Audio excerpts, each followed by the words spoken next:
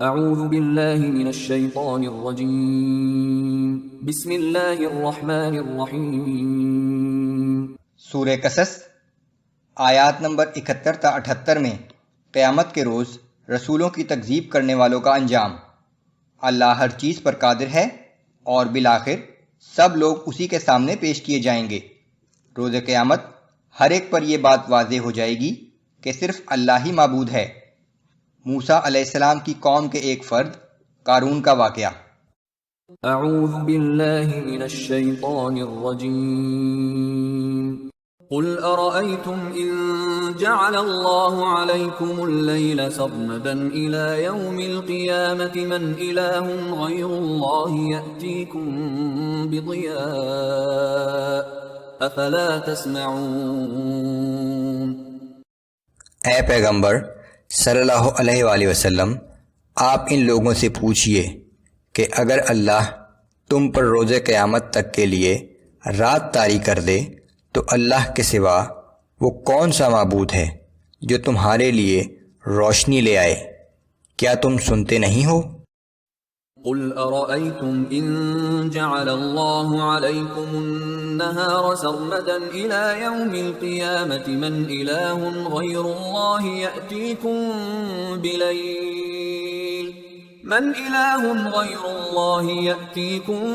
بليل تسكنون فيه افلا تبصرون۔ آپ ان سے یہ بھی پوچھئے کہ اگر اللہ تم پر قیامت تک کے لیے ہر وقت دن کی روشنی رہنے دے تو اللہ کے سوا کون سا معبود ہے جو تمہارے لیے رات لے آئے کہ تم اس میں راحت و سکون حاصل کر سکو؟ تو کیا تم دیکھتے نہیں ہو؟ وَمِن رَحْمَتِهِ جَعَلَ لَكُمُ اللَّيْلَ وَالنَّهَارَ لِتَسْكُنُوا فِيهِ وَلِتَبْتَغُوا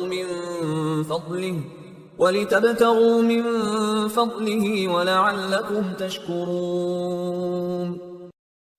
اور یہ اسی کی رحمت ہے کہ اس نے تمہارے لیے رات اور دن بنا دیے تاکہ رات میں تم آرام کر سکو اور دن میں اپنے رب کا فضل تلاش کرو، اور یہ اس لیے تاکہ تم شکر گزار بن جاؤ۔ وَيَوْمَ يُنَادِيهِمْ فَيَقُولُ أَيْنَ شُرَكَائِيَ الَّذِينَ كُنتُمْ تَزْعُمُونَ۔ اور اس دن کا تصور کرو جب اللہ ان کافروں کو پکار کر فرمائے گا کہ کہاں ہیں وہ جن کو تم میرا شریک سمجھتے تھے۔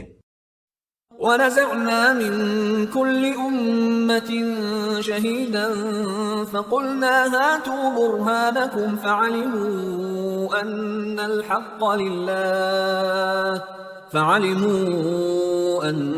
الْحَقَّ لِلَّهِ وَضَلَّ عَنْهُمْ مَا كَانُوا يَفْتَرُونَ۔ اور ہم ہر امت میں سے ایک گواہ نکال کر لائیں گے، پھر ان مشرکین سے کہیں گے کہ شرک کے جواز پر اپنی دلیل پیش کرو، تب انہیں معلوم ہو جائے گا کہ سچ بات تو اللہ ہی کی ہے، اور شرک کے جواز میں انہیں اپنی بنائی ہوئی ساری جھوٹی کہانیاں بھول جائیں گی۔ ہر امت کا رسول اپنی امت کے خلاف گواہ کے طور پر پیش کیا جائے گا۔ ان قارون كان من قوم موسى فبغى عليهم۔ بلا شبہ قارون موسیٰ علیہ السلام کی قوم ہی کا ایک فرد تھا، لیکن پھر وہ اپنی ہی قوم کے لوگوں پر ظلم و زیادتی کرنے لگا۔ وَآتَيْنَاهُ مِنَ الْكُنُوزِ مَا إِنَّ مَفَاتِحَهُ لَتَنُوءُ بِالْعُصْبَةِ أُولِي الْقُوَّةِ إِذْ قَالَ لَهُ قَوْمُهُ لَا تَفْرَحْ إِنَّ اللَّهَ لَا يُحِبُّ الْفَرِحِينَ۔ اور ہم نے اسے اتنے خزانے دیے تھے کہ ان کی چابیاں طاقتور آدمیوں کی ایک جماعت بمشکل اٹھا سکتی تھی۔ ایک دفعہ اس کی قوم کے لوگوں نے اس سے کہا کہ اتنا غرور نہ کر، بے شک اللہ غرور کرنے والوں کو پسند نہیں کرتا۔